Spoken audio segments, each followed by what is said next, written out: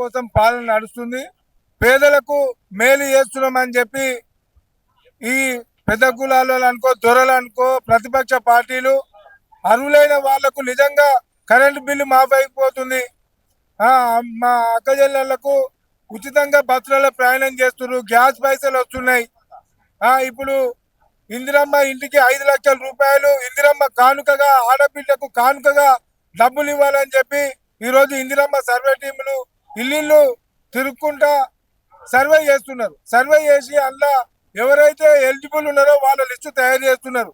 ఇవన్నీ కూడా రేవంత్ రెడ్డి గారు, మన ముఖ్యమంత్రి గారు, కాంగ్రెస్ పార్టీ, ఇందిరమ్మ ప్రభుత్వము, ఇందిరమ్మ పార్టీ, ఈ పార్టీ పేదలకు నిజంగా పనులు ఇట్లనే ఉచితంగా బస్సులు ఇచ్చి, గ్యాస్ ఇచ్చి, ఇల్లు ఇచ్చి, ఇంకా ఇవన్నీ ఇస్తే మా అడ్రస్ గల్లంత అయిపోతుంది, రేపు మాకు భవిష్యత్తు ఉండదనే ఆలోచనతోటి కుట్రలు అన్ని సోషల్ మీడియాలో వాళ్ళంతా కూడా దుర్మార్గమైనటువంటి కార్యక్రమాలు తీసుకుంటా ఉన్నారు. ఇక్కడ ఈ ఇందిరమ్మ సాక్షిగా ఈరోజు ఇక్కడ దేశం మొత్తము ఆదానికి రాసిచ్చిండు నరేంద్ర మోదీ. మొత్తం దోపిడీ చేసుకోరా ఆదాని నువ్వు అని చెప్పి గుజరాత్ వాడిని తీసుకొచ్చి ఈ దేశం మీద వదిలి ప్రపంచ దేశాలను కూడా లూటీ చేస్తుండు నరేంద్ర మోదీ. కాకపోతే మీరికి దండం పెట్టి ధర్మం అంటూ దండాలంటూ దేశాన్ని దోపిడీ చేస్తుండు నరేంద్ర మోడీ. ఆ ఆర్ఎస్ఎస్ బీజేపీ మొత్తం లూటీ చేస్తున్నారు. ఒక ఉదాహరణకు చెప్తున్నా, నేను భువనగిరి మున్సిపల్ చైర్మన్. మా భువనగిరిలో స్ట్రీట్ లైట్ల కాంట్రాక్ట్ ఉంటుంది. అంటే ఇప్పుడు అయిపోయి వారం రోజులు అవుతుంది, వారం 10 రోజులు అవుతుంది. దేశం అంతా కాంట్రాక్టులు అంటే జనరల్ గా ఇదివరకు మనం చిన్నగా ఉన్నప్పుడు ఒక కాంగ్రెస్ పార్టీ యూపీఏ గవర్నమెంట్ ఉన్నప్పుడు కంప్యూటర్ కోర్సులు ఉండేది. ప్రతి గ్రామాన కంప్యూటర్ కోర్సులు, ఫ్రీ కోచింగ్లు, free tailoring, free spoken English అని చెప్పి ఒక 10 రకాలైనటువంటి ఉపాధి కల్పన కోర్సులను గ్రామాలల్లో కంప్యూటర్ ఎన్జిఓస్ ద్వారానో లేకపోతే చదువుకున్న యువకులకు జిల్లా కలెక్టర్కి అప్లికేషన్ పెట్టుకుంటే 50 మందికో 100 మందికో పర్మిషన్లు ఇచ్చేది, వాళ్ళకు డబ్బులు ఇచ్చి ట్రైనింగ్ ఇప్పించేది.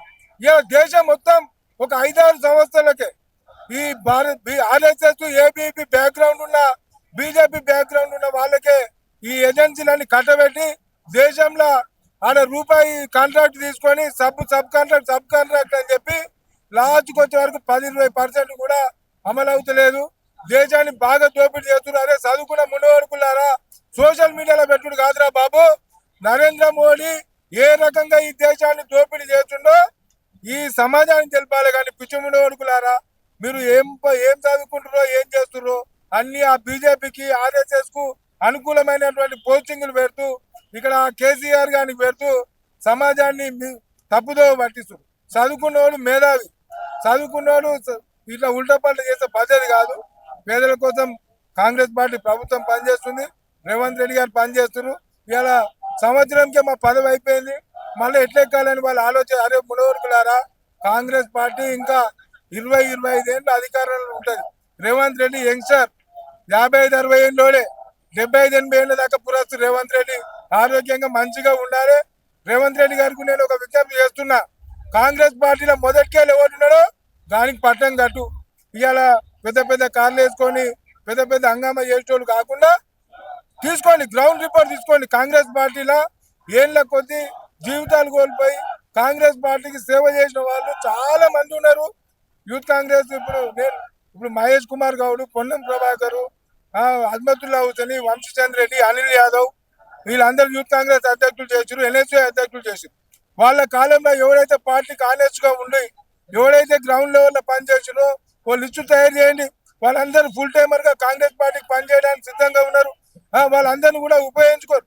పదవులు పైసలు అడుగుతలేం, పార్టీ బాధ్యతలు ఇస్తే పనిచేయడానికి చాలా మంది 100 మంది నాలాంటి ఆర్గనైజర్స్, కార్యకర్తలను కూడా కాదు, మేము ఆర్గనైజర్స్, కార్యక్రమాలను ఆర్గనైజ్ చేయడానికి చాలా మందిని సిద్ధంగా ఉన్నాం.